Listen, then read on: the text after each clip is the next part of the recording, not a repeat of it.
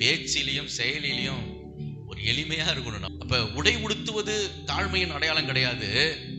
உன்னுடைய செயல்களை என்ன செய்யணும்? தாழ்மையா இருக்கணும். அதான் எளிமை. இன்னும் சொல்ல போனா தாழ்மை என்பது அதாவது தேவனையே நாடுவது. ஆவிக்குரிய வாழ்க்கையில் என்ன சொல்லலாம்?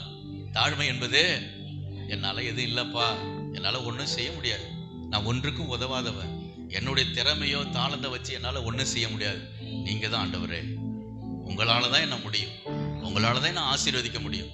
எல்லாவற்றுக்கும் தேவனை நோக்கியே பார்ப்பது தான் தாழ்மைக்கே அடையாளம். அல்லேலூயா. சுகம் வேணுமா? தேவனை நோக்கி பாரு. உதவி வேணுமா? எல்லாவற்றுக்கும் தேவன்கிட்ட தான் போகணும். எந்த மனுஷரையும் நீ நம்பி இருந்துட்டனா, வாழ்ந்துட்டனா, அங்க அதிக நம்பிக்கை தேவன் மேல நமக்கு இருக்காது. அல்லேலூயா. அப்ப தேவனை தான் நாடி இருக்கணும். நம்ம அந்த மனுஷன் மேல பெருசா நம்ம நம்பிக்கை வச்சுட்டு அதற்காக ஆண்டவரை நம்ம துதிக்காம இருந்துடக்கூடாது. அல்லேலூயா. ரெண்டாவது, ஒரு தாழ்மை என்பது என்ன தெரியுங்களா? சாந்தமுள்ள ஒரு வாழ்க்கை இருக்கணும். என்ன இருக்கணும்? தாழ்மைக்கு அது பெரிய அடையாளம். சாந்தம் இருக்கணும்.